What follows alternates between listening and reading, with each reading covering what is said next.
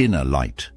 Esoteric wisdom for the soul's ascent is a contemplative space devoted to unveiling the hidden teachings that have inspired mystics, seekers, and sages across the ages. The Zohar, the luminous core of Jewish Kabbalah, stands at the very heart of this tradition. Its pages, steeped in poetic Aramaic and profound allegory, have beckoned generations of readers to peer beyond the surface of Scripture and enter a world suffused with divine mystery.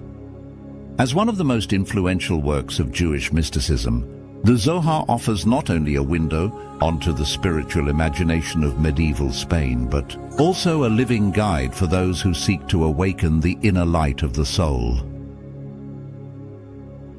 The Zohar's origins are as enigmatic as its teachings. Shrouded in legend and layered with centuries of interpretation, it invites both reverence and critical inquiry.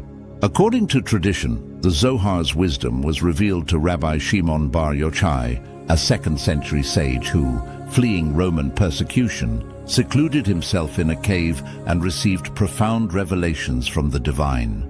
Yet, as the centuries have passed, scholars have illuminated a different story, tracing the Zohar's emergence to the intellectual ferment of 13th century Castile, where Moses de León and his contemporaries sought to reimagine the spiritual possibilities of their age.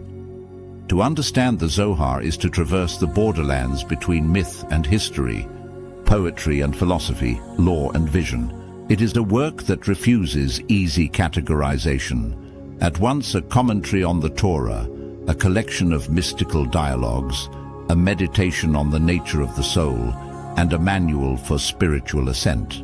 The Zohar's influence reaches far beyond the study halls of Kabbalists, shaping the rhythms of Jewish prayer, the contours of religious imagination, and the aspirations of seekers across the world. This video seeks to explore the Zohar in all its dimensions, its historical origins, its intricate structure, its core mystical doctrines, and its continuing relevance for contemporary spiritual life. We will begin by considering the world from which the Zohar emerged, tracing the lineage of Jewish mysticism prior to its appearance and examining the cultural and intellectual milieu of medieval Spain. From there, we will delve into the legends and scholarly debates surrounding the Zohar's authorship before turning to its literary character and the distinctive voices that animate its pages. The heart of our journey will be an exploration of the Zohar's teachings, the nature of the Ein Sof and the Sephirot, the drama of creation and divine concealment, the soul's descent and ascent, and the transformative power of prayer, meditation, and ethical action. We will also examine the Zohar's approach to Scripture, its methods of interpretation, and the ways in which it re-envisions the Torah as a living text of infinite depth. The ethical and communal implications of Zoharic thought, including the concepts of Tikkun and redemption, will be considered in the context of both personal and collective transformation. No exploration of the Zohar would be complete without tracing its influence across the centuries. From the mystics of Saft and the architects of Lurianic Kabbalah to the founders of Hassidism and the seekers of the modern era, the Zohar's teachings have inspired, challenged, and transformed Jewish life. We will consider the ways in which the Zohar has been received, interpreted and contested both within the Jewish world and beyond, and reflect on its place within the broader landscape of comparative mysticism.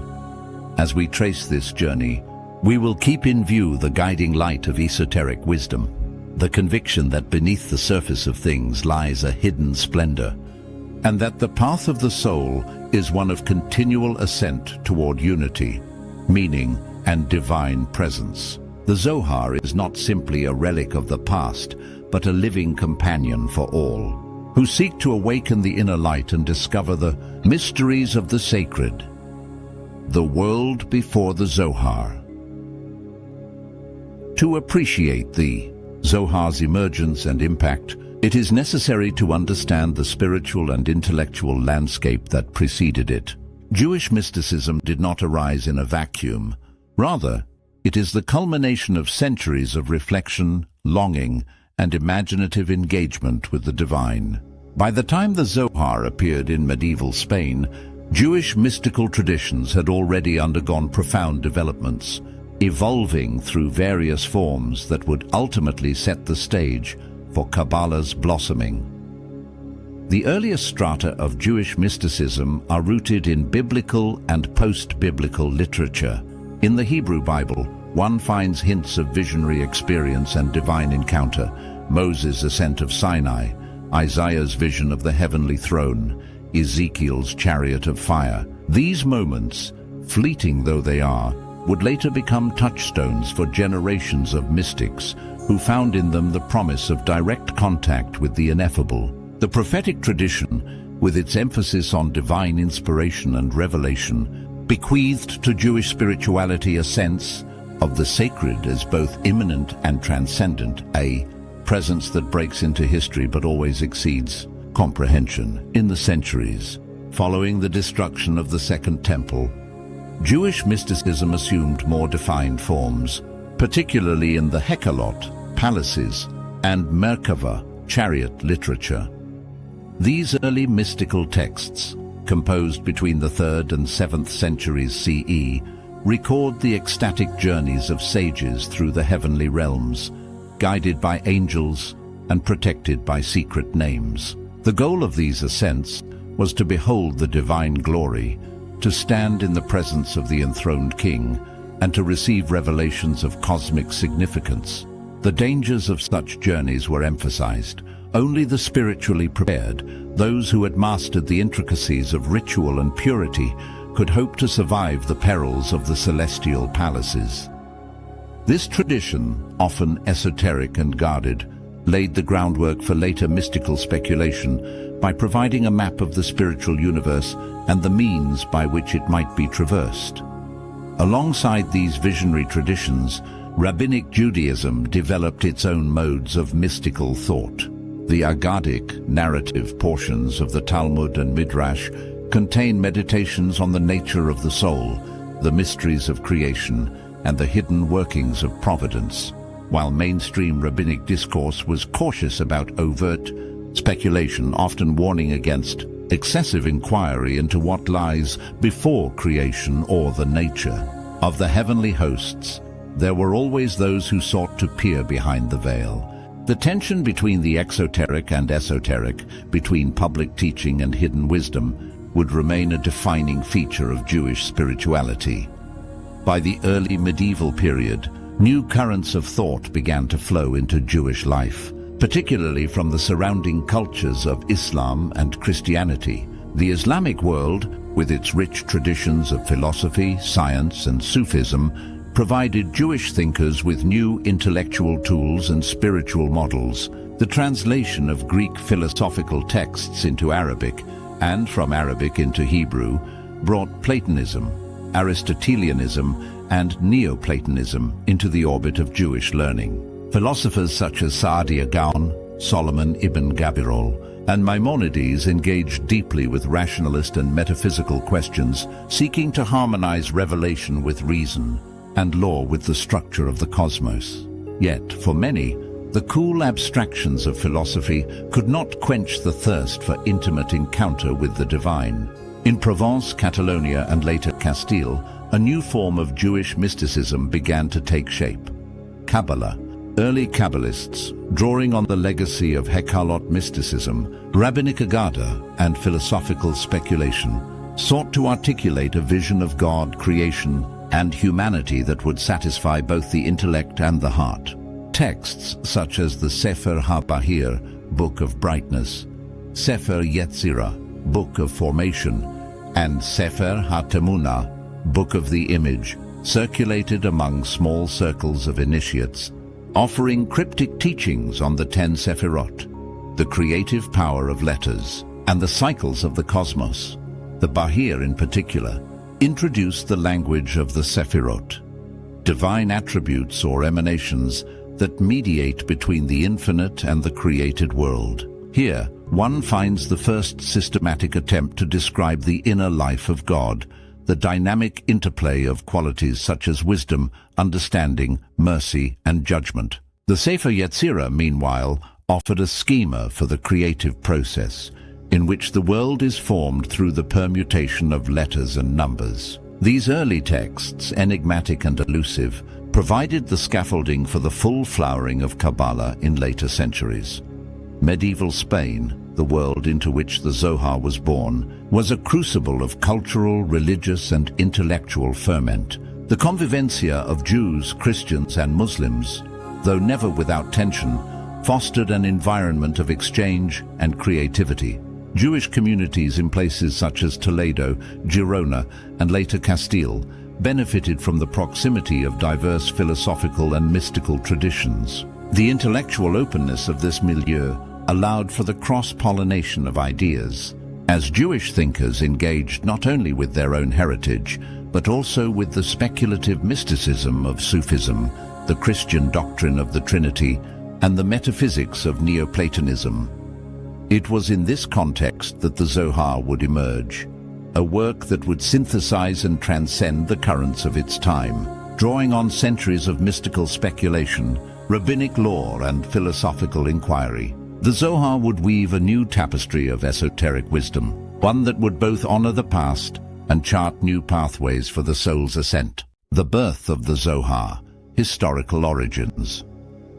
The Zohar's arrival in the late 13th century was both an eruption and a culmination, a beacon of mystical creativity illuminating the night of exile, and the flowering of seeds planted centuries before. Its appearance was shrouded in mystery from the outset, and for many it possessed all the marks of a revelation, a hidden book, secreted away for generations, now emerging at a moment of spiritual need. The traditional account of the Zohar's origins, cherished for centuries by Jewish communities, attributes the text to Rabbi Shimon bar Yochai, the 2nd century sage, whose life and legend are woven through the very fabric of the Zohar's pages. In the stories that surround him, Rabbi Shimon is cast as a figure of fierce devotion and prophetic insight, a master of the mysteries who, together with his son Eleazar, took flight from Roman persecution and found refuge in a cave. Sustained by the miraculous growth of a carob tree and a spring, the two sages are said to have spent 13 years immersed in contemplation, prayer, and the unfolding of divine mysteries. When at last they emerged, it is told, Rabbi Shimon began to reveal esoteric teachings to a circle of disciples, teachings so profound and perilous that they were concealed, committed to memory and transmission only among the worthy. According to this narrative, the Book of the Zohar was a record of these revelations, preserved in secret until the time was ripe for its unveiling.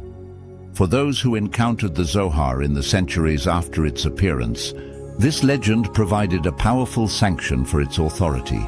The notion that the text had lain dormant for over 1,000 years, carrying within it the wisdom of one of the greatest Tannaitic sages, endowed it with a legitimacy and sanctity that few works could rival. In an age of upheaval and uncertainty, the Zohar became a wellspring of hope, a sign that the hidden light of Israel's spiritual inheritance had not been extinguished. Yet, as the modern era dawned and the methods of critical scholarship were brought to bear, the origins of the Zohar came to be understood in a very different light. The painstaking work of linguists, historians, and textual scholars revealed a complex tapestry of authorship and compilation, rooted not in the Galilee of the Roman Empire, but in the Castile of medieval Spain. The key figure in this drama is Moses de León, a mystic writer and itinerant preacher whose life and work indelibly shaped the course of Jewish mysticism. Moses de León was born around 1240 in the Kingdom of León and later settled in the city of Guadalajara. By the last decades of the 13th century, he was already known as a prolific author and an energetic promoter of Kabbalistic ideas. His contemporaries recall him as a man of both deep piety and literary ambition, one who traveled widely, composed mystical treatises, and encouraged the study and dissemination of esoteric wisdom. It was in the final years of his life that the Zohar began to circulate. First in manuscript form among small groups of initiates, and then more broadly. The question of Moses de León's relationship to the Zohar has been the subject of intense scholarly debate. Testimonies from his widow and acquaintances recorded in the early 14th century suggest that he was indeed the author of the work, rather than the discoverer of an ancient manuscript. His widow is said to have stated unequivocally that her husband composed the Zohar himself, drawing on his own mystical insights and the traditions of his time, rather than copying from a hidden scroll. This claim is supported by the absence of any reference to the Zohar in earlier Jewish literature and by the linguistic and conceptual features of the text, which reflect the milieu of medieval Castile rather than Roman Palestine. The language of the Zohar itself is a testament to this creative synthesis. Written in a consciously archaic form of Aramaic, the Zohar seeks to evoke the authority and cadence of the Talmud and earlier mystical works. Yet, as scholars have shown, its grammar, vocabulary and syntax betray numerous medievalisms, Spanish and Romance loanwords, neologisms, and constructions foreign to classical Aramaic. The Zohar's narrative voice, too, is unmistakably shaped by the literary conventions of its age. Blending biblical allusion and midrashic elaboration with the speculative daring of the Kabbalists, it is possible that Moses de León was not the sole hand behind the Zohar. Some scholars have argued for the existence of a Zoharic circle, a group of mystics and writers who contributed to the composition, redaction, and circulation of the text. The Zohar's vastness and diversity, its shifting styles and perspectives, support the view that it emerged from a dynamic process of collaborative creativity rather than from the pen of a single author. The intellectual and spiritual climate of 13th century Castile was particularly fertile for such an undertaking. Here, Jewish communities were exposed to a rich interplay of ideas: rationalist philosophy, poetic innovation, Sufi mysticism, and Christian theology all left their mark. The Kabbalists of Castile were heirs to centuries of speculation on the nature of God, the structure of the cosmos, and the mysteries of the soul. They also lived in an age of uncertainty and crisis: the expulsion of Jews from France in 1306, the growing pressures of Christianization, and the internal debates over tradition and innovation all influenced the search for deeper meaning. The Zohar's early reception was marked by both excitement and controversy. Some rabbinic authorities welcomed it as a rediscovered treasure, a source of inspiration and renewal. Others viewed it with suspicion, questioning its provenance and warning against the dangers of unbridled mysticism. Nevertheless, the text spread rapidly, first in manuscript form and, with the advent of printing in the 16th century, in editions that reached Jewish communities across the Mediterranean and Europe. By the time the Zohar became widely known, it had already begun to transform the landscape of Jewish spirituality. Its teachings on the Sephirot, the mystical exegesis of the Torah, and the path of the soul's ascent offered a compelling alternative to both the arid formalism of legalism and the abstractions of philosophy. The legends of its ancient origin, though questioned by scholars, did not diminish its allure. If anything, they heightened its aura of mystery and sanctity. In sum, the birth of the Zohar is a story of vision and transformation, a work that drew on the wisdom of the past to address the needs and aspirations of its present. Whether seen as the product of a single inspired author or a circle of mystics, the Zohar marks a turning point in Jewish history, the moment when the esoteric was brought to light and the quest for divine intimacy was given new voice. The structure and literary character of the Zohar. The Zohar is not simply a single book, but a sprawling and multifaceted corpus comprised of numerous treatises, dialogues, homilies, and allegorical narratives. Its literary architecture is one of its most distinctive features, inviting readers into a labyrinthine world where the boundaries between commentary, story, and mystical meditation are blurred. To enter the Zohar is to immerse oneself in a text deliberately crafted to evoke wonder and contemplation. a work whose structure mirrors the mysterious realities it seeks to unveil. At its core, the Zohar presents itself as a mystical commentary on the Torah, the 5 books of Moses. The main body, often referred to as the Zohar al-HaTorah, is arranged according to the weekly Torah portions, or parashot, familiar to any synagogue attendee. Yet, unlike conventional commentaries, the Zohar does not proceed systematically through each verse. Instead, it lingers, digresses, and leaps, weaving intricate webs of association and insight around selected passages. Its interpretations are not concerned with legal or philological detail, but with the secret life of Scripture, the spiritual realities pulsing beneath the plain meaning of the text. Within this vast panorama, the Zohar incorporates a number of self-contained works, each with its own literary flavor and focus. Among the most renowned are the Idra Rabbah and Idra Zuta, which take the form of mystical assemblies where Rabbi Shimon Bar Yochai and his circle of disciples gather to unfold the deepest mysteries of the divine. These sections are marked by an intensity of language and vision, as the participants enter states of ecstasy and awe, at times culminating in the death or spiritual passing of some of the sages, consumed by the very truths they contemplate. The Sifra Ditzenuta, Book of Concealment, offers cryptic and densely symbolic teachings on the inner workings of the divine world, while the Raya Mehemna, Faithful Shepherd, casts Moses as the eternal guide to the mysteries of the Torah, appearing to instruct the souls of later generations. Narrative is central to the Zohar's literary strategy.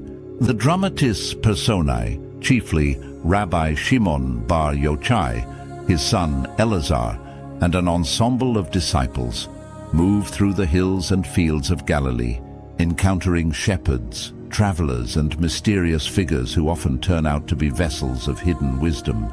These journeys are more than mere settings. They are allegories of the soul's ascent, the quest for understanding, and the fellowship of seekers. The conversations among the sages, filled with exclamations of wonder, debate, and poetic flight, serve to model the ideal of spiritual learning as a collective, dynamic, and often perilous enterprise. The voice of the Zohar is by turns lyrical, playful, and solemn. Its Aramaic is deliberately archaic, suffused with biblical and rabbinic echoes, yet marked by unmistakably medieval idioms and innovations. The text delights in wordplay, repetition, and the layering of meaning. Phrases such as "come and see," "tachazi," and "come and hear," "tashema," recur like refrains, repeatedly inviting the reader to move from surface understanding to deeper insight. The Zohar frequently employs parable, metaphor, and symbolism, drawing on images from nature, human relationships, and the rituals of Jewish life to express truths that cannot be stated directly. One of the hallmarks of the Zohar's literary method is its multi-voicedness. The narrative frequently shifts perspective, moving from the dialogue of the sages to the voice of an omniscient narrator, and at times to the direct speech of the divine. The text is filled with questions, interruptions, digressions, and sudden moments of revelation. This polyphony creates a sense of dynamism and openness, as if the process of interpretation itself were just as important as the truths being revealed. The symbolism of the Zohar is both dazzling and dense. The Sephirot are described in the language of light, color, tree, body, and even human relationship, father and mother, bride and groom, king and queen. The Torah is often portrayed as a woman adorned in many garments, whose true beauty is hidden beneath layers of surface meaning. The world itself is understood as a vast network of correspondences, in which every physical and spiritual reality reflects and influences every other. Angels, demons, and the mysterious other side populate the Zoharic universe, their presence a reminder of the ever-present tension between concealment and revelation, harmony and disruption. It is important to note that the Zohar is not a systematic treatise. Its teachings are not laid out in linear argumentation or tidy categories. Rather, it is a text of illusions, as Gershom Scholem famously described it, whose meaning unfolds gradually through contemplation, repetition, and the gathering of hints. The lack of systematic order is not a flaw, but a deliberate feature, reflecting the Zohar's belief that the deepest truths cannot be grasped by logic alone. They must be intuited, experienced, and lived. Despite its inherent difficulties, the Zohar rewards patient study with moments of extraordinary beauty and insight. Its poetry is unmatched in Jewish literature. Its capacity to evoke the ineffable, to suggest worlds beyond words, has captivated readers for centuries. Whether encountered as a mystical commentary, a collection of visionary stories, or a manual for the soul's journey, the Zohar remains a unique and compelling work, a literary vessel for the transmission of esoteric wisdom. The central doctrines of the Zohar. The enduring fascination of the Zohar lies not only in its literary artistry, but in the profound doctrines it unveils, doctrines that have shaped the heart of Jewish mysticism for centuries. At the center of the Zoharic worldview is a radical and dynamic vision of the divine, the cosmos, and the soul, one that seeks to reconcile the infinite majesty of God with the intimacy of human experience. In this chapter, we turn to the Zohar's central teachings, the nature of the Ein Sof, the structure and meaning of the Sephirot, the unfolding of creation, and the ever-present drama between good and evil. The Zohar's theological universe begins, in silence and negation, with the teaching of the Ein Sof, the infinite, the boundless, the unknowable. The Ein Sof is the absolute source of all being, neither male nor female, neither light nor darkness, beyond all attributes and conceptions. It is the hidden root behind every manifestation, the ground of all reality, and yet it is utterly inaccessible to human thought or language. In the Zohar, the Ein Sof is described as a light that cannot be grasped, a mystery that even the most exalted angels cannot fathom. The infinite is not a being among other beings, but being itself, pure potential, pure transcendence. Yet the Zohar teaches, the world is not abandoned to this unapproachable transcendence. The infinite, in an act of love and generosity, overflows into creation, revealing itself through a series of 10 emanations known as the Sephirot. The Sephirot are not separate gods or entities, but aspects or modes of the divine, each expressing a particular quality and function in the ongoing drama of existence. They are, as it were, the divine's own internal life, the processes through which the infinite becomes immanent, relational, and knowable. The Sephirotic tree is usually depicted as a pattern of 10 interconnected spheres arrayed in 3 columns, often called the Tree of Life. These are, in descending order, Keter, crown, Chochmah, wisdom, Binah, understanding, Chesed, kindness, Gevurah, judgment, strength, Tifereh, beauty, Netzach, eternity, victory, Hod, glory, splendor, Yesod, foundation, and Malkut, kingship, Shekinah. Each Sephirah is both distinct and interdependent, receiving from the one above and giving to the one below, linked by channels of divine energy in a continual flow. The Zohar expounds at length on the relationships between the Sephirot, often using the language of family and gender. The upper triad is sometimes seen as the father, mother, and son.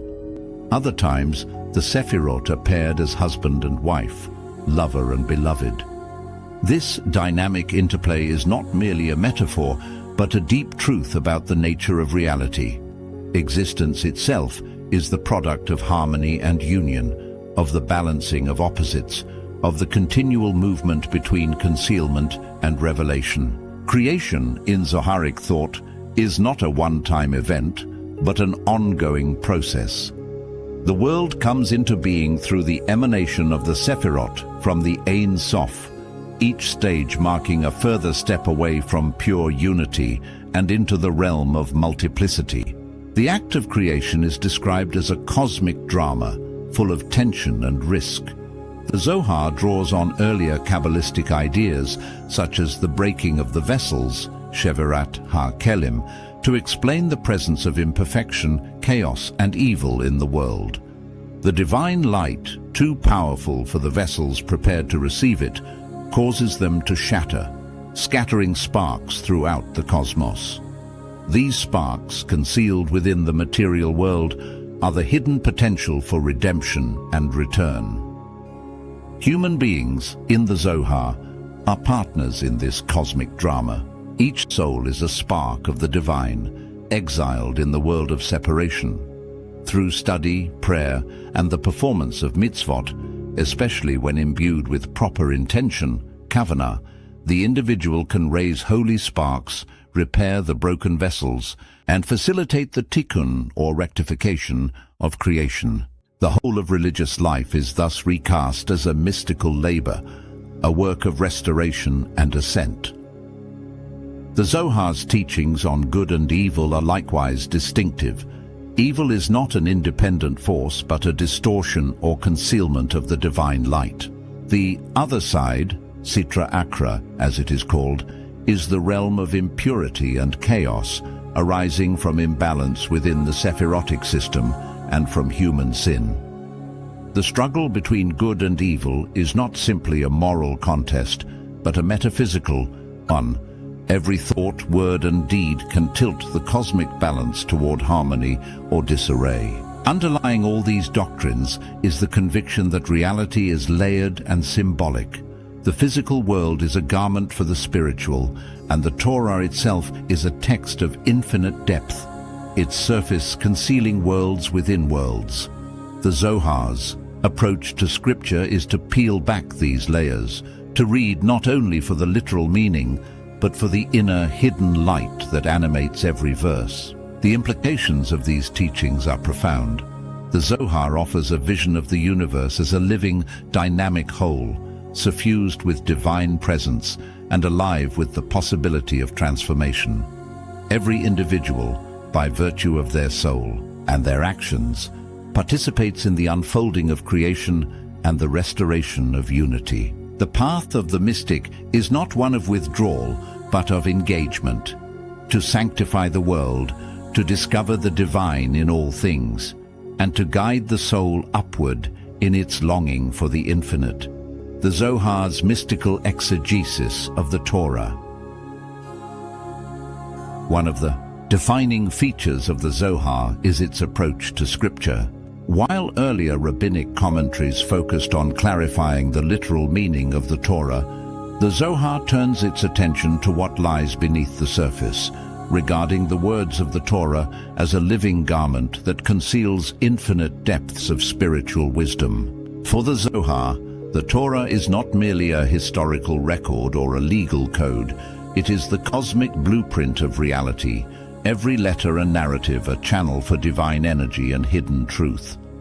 The Zohar's method of exegesis, or scriptural interpretation, is grounded in the conviction that the Torah speaks simultaneously on multiple planes. There is the Peshat, the plain meaning, the Remez, the elusive, the Dirash, the homiletical, and above all, the Sod, the secret or esoteric dimension. The Zohar dwells especially on this last level, seeking to unveil the Sod that is veiled within the Torah's words. In so doing, it employs a remarkable array of interpretive techniques, from allegory and symbolism to gematria, numerological analysis, notarikon, acrostic or abbreviation, and even rearranging the letters of words to uncover new meanings. A recurring motif in the Zohar is the idea that the Torah is like a beautiful woman, adorned in many garments. The superficial reader, content with the outer garment, misses the essence. Only the true lover, who seeks with devotion and humility, is granted access to the inner chambers of her beauty. This metaphor underpins the Zohar's entire hermeneutic. The Torah's stories, laws, and rituals are veils, and it is the task of the mystic to pierce these veils and draw forth the hidden light. The Zohar's readings of the Torah often begin with a question or a difficulty in the text, which then leads to a burst of creative insight. For example, the opening word of Genesis, Bereshit, in the beginning, is expansively interpreted. The Zohar sees in it not just the start of time, but the emanation of divine wisdom, Chochmah, as the first act of creation. The very letters of Bereshit are rearranged and recombined to yield new teachings about the Sephirot, the divine flow, and the mystical structure of reality. Another example can be found in the Zohar's treatment of the patriarchs. Abraham, Isaac, and Jacob are not only historical figures, but also embodiments of the Sephirotic qualities of Chesed, kindness, Gevurah, judgment, and Tiferet, beauty, respectively.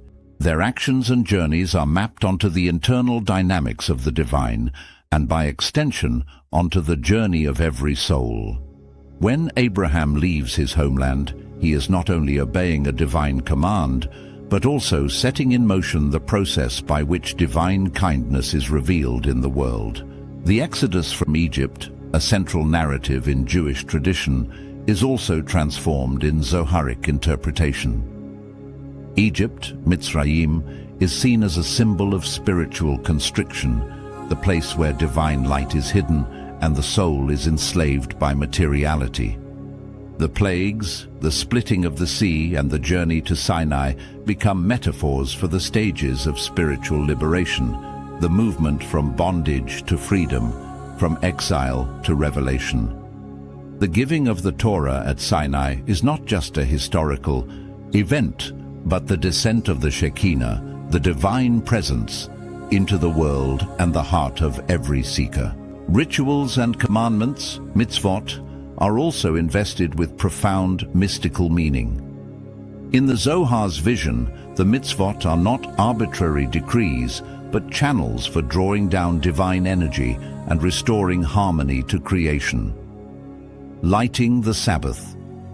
Candles, for example, becomes an act of uniting the upper and lower worlds, drawing peace and blessing into the home. The laying of tefillin, the dietary laws, the festivals, all are reframed as acts of cosmic significance, opportunities for Tikkun, the repair and elevation of the soul and the world. The Zohar's exegesis is not without its challenges. Its interpretations can seem, at first glance, far removed from the literal sense of the text. Yet for the Zohar, this is precisely the point. The Torah is a living organism whose surface conceals infinite depths. The mystic's task is to read with the heart, to listen for the inner voice of the text, and to see the world itself as a commentary on divine wisdom. This approach has had a lasting impact on Jewish thought and spirituality. It has inspired generations of readers to approach the Torah not just as a book of law and history, but as a vessel for divine encounter and transformation.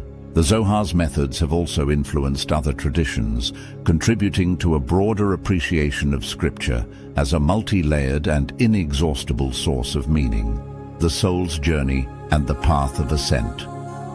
The Zohar's teachings on the soul represent some of its most intimate and transformative insights, opening a pathway for the seeker who yearns not only for knowledge but for personal transformation. For the Zohar, the soul is not a mere theological abstraction. It is the very spark of the divine within each human being, the point of connection between the finite world and the infinite.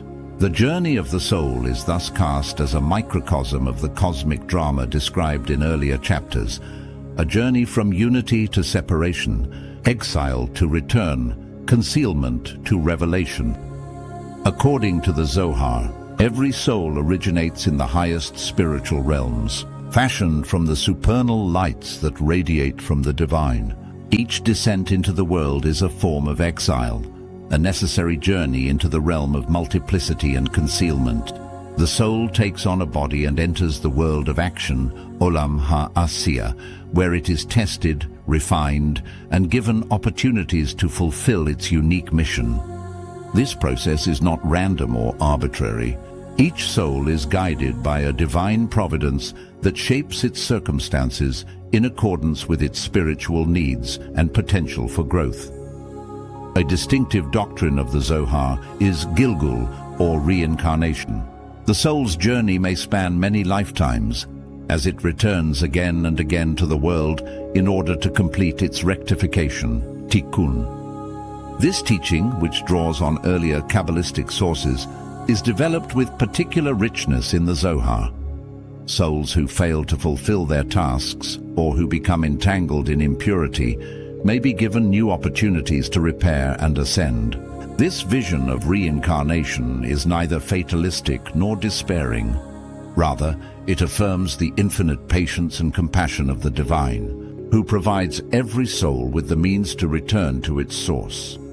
The Zohar also teaches that the soul is composed of multiple levels or aspects, each corresponding to different stages of spiritual development and consciousness. These are commonly described as nefesh, the vital soul, connected to the body and physical instincts; ruach, the spirit, seat of emotion and moral sensitivity; neshama, the higher soul, associated with intellect and divine inspiration; and in some passages, even higher levels such as chaya and yechida, representing the most transcendent dimensions of the soul.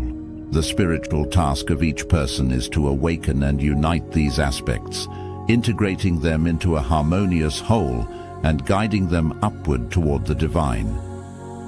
The journey of ascent is not accomplished in isolation. The Zohar places great emphasis on community, fellowship, and the transmission of wisdom from teacher to disciple. The ideal is the Shevraya, the fellowship of seekers, who study, pray, and meditate together, supporting one another in the quest for spiritual elevation. The communal reading and contemplation of the Torah, especially when pursued with love and humility, is seen as a powerful means of drawing down divine light and facilitating the ascent of all souls. Prayer occupies a central place in the Zohar's vision of the soul's journey. Unlike rote recitation, true prayer is an act of Kavanah, focused intention and inner alignment. The mystic, through the words of prayer, ascends through the spiritual worlds, uniting the lower and upper realities and opening the channels for divine blessing to flow into the world. The Zohar describes prayer as a form of spiritual alchemy, transforming the soul and the cosmos alike.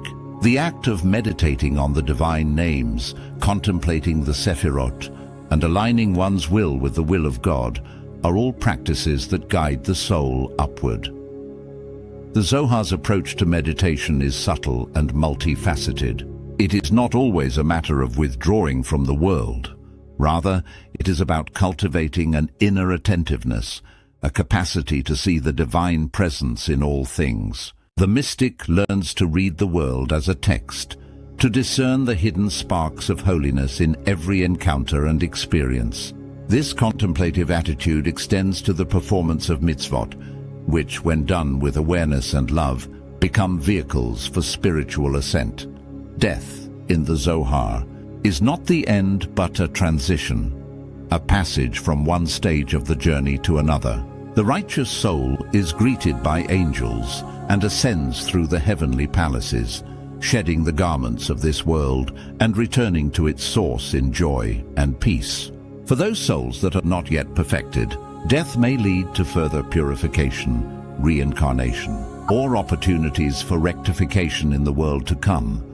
The ultimate aim of the soul's journey is devekut, union or cleaving with the divine. This is not the annihilation of individuality, but its fulfillment. The soul, refined through struggle, love, and wisdom, returns to its origin, radiating the unique light it was always meant to reveal. In this vision, the ascent of the soul is not an escape from the world, but a sanctification of it, a drawing down of divine presence into every corner of existence.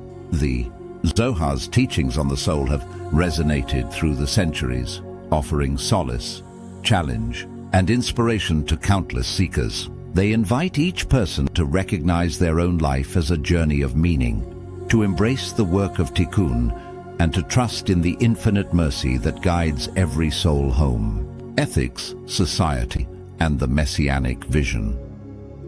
While the Zohar is often celebrated for its lofty metaphysics and mystical poetics, it is equally a text of ethical urgency and social vision. The mystical ascent described in its pages is never a solitary enterprise or a private escape from the world. Rather, it is fundamentally bound to the repair of the self, the community, and the cosmos. In Zoharic thought, every action, intention, and relationship contributes to the great work of Tikkun, spiritual rectification and restoration. Through its teachings, the Zohar offers a vision in which personal transformation and collective redemption are inseparable. Ethics as cosmic activity. For the Zohar, the fulfillment of mitzvot, commandments, is not merely a matter of obedience to divine law, but a cosmic act that reverberates through all worlds. Each mitzvah, when performed with Kavanah, deep intention, unites the scattered sparks of holiness, heals the ruptures caused by sin, and strengthens the flow of divine energy through the Sephirotic realms. Conversely, acts of injustice, cruelty, or neglect introduce disharmony, empowering the Sitra Akra, the other side, and contributing to spiritual exile. The Zohar's ethical vision is thus rooted in the belief that the material and spiritual are intertwined. Charity, hospitality, humility, and compassion are not only moral virtues, but mystical operations, enabling the Shekinah, the divine presence, to dwell among people. The Zohar repeatedly stresses the importance of loving kindness, warning that piety without compassion is hollow, and that the true mystic is known by their deeds, not their visions. Society and the power of community. The communal dimension of the Zohar is most evident in its depiction of the Chevraya, the fellowship of seekers. The narrative core of the Zohar is a circle of sages, bound by love, humility, and a shared quest for wisdom. Their dialogues model not only intellectual inquiry, but also ethical sensitivity, mutual respect, and an awareness of the collective responsibility for Tikkun. The Zohar teaches that the prayers and actions of a single community can tip the scales for the entire world.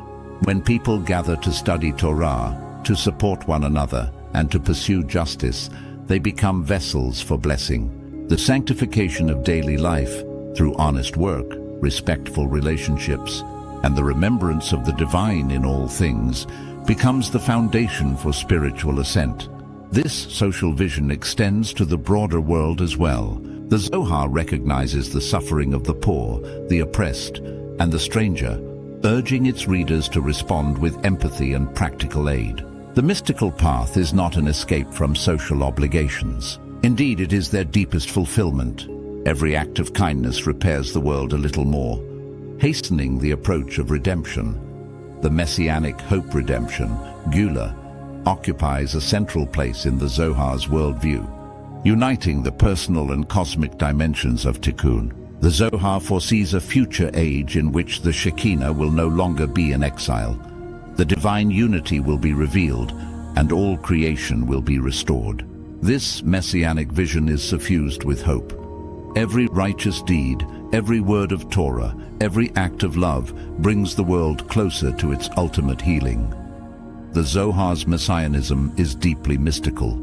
The Messiah is not only a historical figure who will appear at the end of days, but also a symbol of the perfected soul, the completed work of Tikkun. The process of redemption is ongoing. It is enacted in every moment when a spark is raised, a bond is healed, or the Shekinah is welcomed into the world.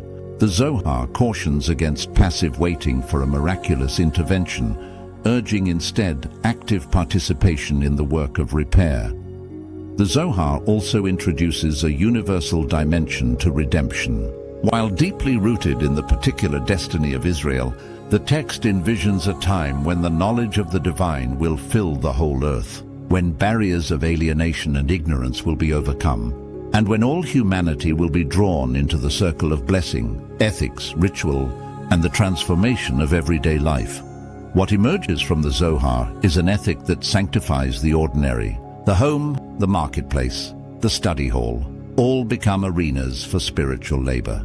The most mundane act, when done with awareness and love, becomes an offering, a step on the path to wholeness. Rituals, lighting candles, reciting blessings, observing the Sabbath, are transformed through the Zoharic lens into acts of cosmic significance. The world is revealed as a tapestry of symbols, and each mitzvah is a thread woven into the garment of the Shekinah. The Zohar's teachings thus invite every individual to become a co-creator, a partner with the divine in the ongoing work of creation and redemption. Conclusion of the chapter. The ethical, social, and messianic dimensions of the Zohar remind us that the mystical path is not a retreat from the world, but a call to engage it more deeply, with compassion, courage, and hope. The journey of the soul is bound to the destiny of the world. The ascent to the divine is a descent into service, solidarity, and the sanctification of life itself. The Zohar's influence across the centuries. The Zohar's impact upon Jewish thought and practice is both immeasurable and enduring, radiating outwards from the secluded study halls of medieval Castile to become a wellspring of inspiration for communities and individuals across continents and centuries. The text, which began as a mysterious manuscript read by a select few, has grown to become a pillar of Jewish mysticism, its language and concepts permeating theology, ritual, poetry, and even the popular imagination. The Sephirot Kabbalists and Lurianic Kabbalah. The 16th century witnessed a remarkable renaissance of Jewish mysticism in the Galilean town of Sephirot. Here, the Zohar became the central text for a new generation of Kabbalists, most notably Rabbi Moses Cordovero, the Ramak, and Rabbi Isaac Luria, the Ari. Cordovero sought to systematize the diverse and sometimes chaotic teachings of the Zohar, producing works such as Pardes Rimonim that clarified its doctrines and made them accessible to a wider audience. He emphasized the harmony and interconnection of the Sephirotic system and saw in every act of religious life a means of aligning with the divine order. Isaac Luria, whose influence reshaped the landscape of Kabbalah, took the Zohar's teachings to new visionary heights. Luria's doctrines of Tzimtzum, divine contraction, Shevirat HaKelim, the shattering of the vessels, and Tikkun Olam, the repair of the world, drew deeply on Zoharic concepts, yet reinterpreted them with a radical creative flair. Lurianic Kabbalah posited that the cosmos itself was wounded in the very act of creation, and that human beings, through mystical intention and ethical action, could participate in the restoration of the divine. The prayers, rituals, and customs developed in Saft, such as the Kabbalat Shabbat service and the Tu B'Shvat Seder, are suffused with Zoharic imagery and aspiration. Hassidism and the popularization of the Zohar. 18th century saw the rise of Hassidism, a movement that brought the teachings of the Zohar from the mystical elite into the heart of Jewish communal life. The Baal Shem Tov, founder of Hassidism, and his disciples drew heavily on the Zohar's vision of divine immanence and the sanctity of everyday experience. The Hasidic masters taught that every Jew, regardless of learning or social standing, could cleave to God through joy, sincerity, and love. The Zohar's stories, metaphors, and doctrines were woven into Hasidic tales, songs, and sermons, becoming accessible and beloved to ordinary people. Hasidic thought, building on the Zohar, emphasized the value of devekut, cleaving to God, the spiritual power of intention, and the redemptive potential of even the smallest act. The Rebbe, or spiritual leader, was seen as a living embodiment of the Zoharic sage, a guide who could illuminate the path of ascent and facilitate the descent of blessing into the world. Hasidic prayer, music, and dance all reflect the Zohar's joy in divine presence and the conviction that the world is filled with hidden light. The Zohar in modern Jewish thought and practice. The spread of printing in the early modern period allowed the Zohar to reach Jewish communities across the Ottoman Empire, North Africa, Italy, Eastern Europe, and beyond. Its influence permeated not only the mystical schools, but also the halakhic and philosophical mainstream. Leading rabbis such as Joseph Caro, the author of the Shulchan Aruch, and the Vilna Gaon, a preeminent scholar of Lithuanian Jewry, engaged deeply with Zoharic teachings, integrating them into their legal and ethical writings. In the modern era, the Zohar has continued to inspire new spiritual movements and approaches. The Musar movement, with its focus on ethical refinement, drew on Zoharic themes of inner struggle and transformation. The revival of interest in Kabbalah among both Orthodox and non-Orthodox Jews has led to renewed study of the Zohar, with translations, commentaries, and study groups proliferating in Israel, America, and Europe. The Zohar's influence also extends beyond the Jewish world. Its vision of the universe as a living tapestry of spiritual forces has found resonance among Christian mystics, Sufi thinkers, and contemporary seekers interested in comparative spirituality. The language of the Sephirot, Tikkun, and divine light has entered the vocabulary of interfaith dialogue and popular spirituality, sometimes with depth and fidelity, sometimes in distorted or superficial forms. Controversy and renewal throughout its history, the Zohar has been the subject of debate and controversy. Some rabbinic authorities questioned its authenticity, linguistic style, or theological daring. The tension between the rationalist and mystical strands of Judaism has meant that the Zohar has sometimes been sidelined or even banned in certain circles. Yet it has always found passionate defenders who see in it the heart of Judaism's inner life, a wellspring of vitality and renewal. The academic study of the Zohar, pioneered by scholars such as Gershom Scholem, has opened new vistas of understanding, situating the text within its historical context and exploring its literary artistry. Modern translations, especially those by Daniel C. Matt and his team, have made the Zohar accessible to a global audience, allowing its wisdom to be appreciated on its own terms. A living source of inspiration. The Zohar's journey from a clandestine manuscript to the Bible of Kabbalah is a testament to its power to inspire, challenge, and renew. Its teachings have shaped not only the mystical elite, but the daily practices, hopes, and dreams of countless individuals. Whether chanted in the candlelit vigils of Saft, sung in the Hasidic courts of Eastern Europe, or pondered in the study halls and living rooms of the modern world, the Zohar remains a living source of inner light. The Zohar in the modern world.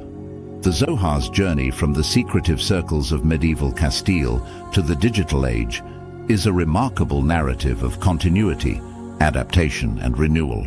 In the modern world, the Zohar occupies a complex and multifaceted position, revered as a sacred text, scrutinized by scholars, adapted by new religious movements, and sought out by spiritual seekers far beyond the boundaries of traditional Judaism. This chapter explores the contemporary fate of the Zohar, its role in academic study, its influence in interfaith and comparative mysticism, and its place in the lives of those yearning for esoteric wisdom in a rapidly changing world. The academic study and translation of the Zohar, the 19th and 20th centuries, saw the rise of the Wissenschaft des Judentums, Science of Judaism movement, which applied critical historical and philological methods to Jewish texts. The Zohar, with its enigmatic language and mysterious origins, became a central subject of investigation. Pioneering scholars such as Adolf Jelinek, Moritz Steinschneider, and above all Gershom Scholem subjected the Zohar to rigorous analysis, situating it firmly in the context of 13th century Spain and dismantling the earlier attribution to Rabbi Shimon bar Yochai. Scholem's research illuminated the Zohar's literary artistry, its sources and its revolutionary impact, establishing Kabbalah as a legitimate field of academic study. In recent decades, the translation of the Zohar into modern languages has dramatically expanded its accessibility. The monumental English edition by Daniel C. Matt and colleagues, published in the 21st century as part of the Pritzker edition, has opened new vistas for scholars and lay readers alike. These translations, accompanied by extensive commentary and critical apparatus, enable a deeper appreciation of the Zohar's poetic richness and spiritual daring. Academic conferences, journals, and online platforms have furthered the study of the Zohar, encouraging dialogue between scholars of different backgrounds and disciplines. The Zohar in interfaith and comparative mysticism. The Zohar's influence has long transcended the boundaries of Judaism. Christian mystics in the Renaissance and early modern period, such as Giovanni Pico della Mirandola and Johannes Reuchlin, were fascinated by Kabbalistic ideas, seeing in the Sephirotic system a key to understanding the Trinity and the mysteries of creation. In the Islamic world, Sufi thinkers engaged in a parallel exploration of divine names, emanations, and the soul's ascent, leading to fruitful, if sometimes indirect, exchanges of ideas. In the contemporary era, the Zohar has become a touchstone for interfaith dialogue and comparative spirituality.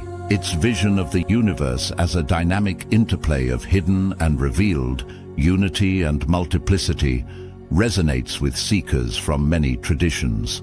The language of light, the quest for Tikkun, and the yearning for union with the divine echo in the writings of Christian, Muslim, Hindu, and Buddhist mystics alike. Conferences, workshops, and study groups now bring together individuals of diverse backgrounds to explore the Zohar's teachings as part of a shared spiritual heritage.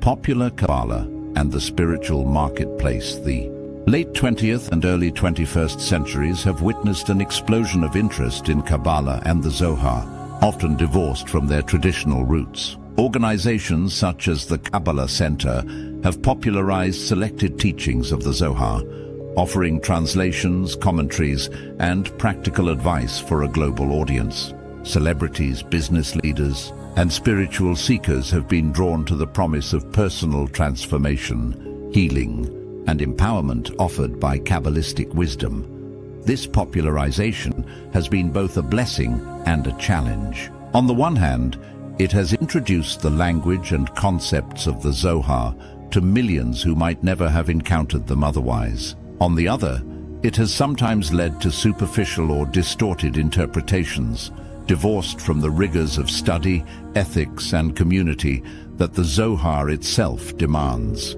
Traditional authorities have often expressed concern about the commodification of Kabbalah and the dangers of esoteric knowledge without proper grounding. The Zohar in contemporary Jewish life. Within Jewish communities, the Zohar continues to inspire, provoke, and guide. In Hasidic and Sephardic circles, the Zohar is regularly studied, chanted, and integrated into rituals and celebrations. Its teachings inform the spiritual practices of Shabbat, festivals, and life cycle events, linking the rhythms of daily life to the cosmic drama of Tikkun and redemption. Modern Jewish thinkers, both Orthodox and non-Orthodox, have drawn on the Zohar to address contemporary challenges, rethinking the nature of God, the meaning of suffering, the role of gender and sexuality, and the possibilities of interfaith encounter. The Zohar's vision of the Shekinah as the divine feminine, for example, has inspired new liturgical forms and spiritual practices, especially among progressive communities seeking to expand the language and imagery of Jewish prayer.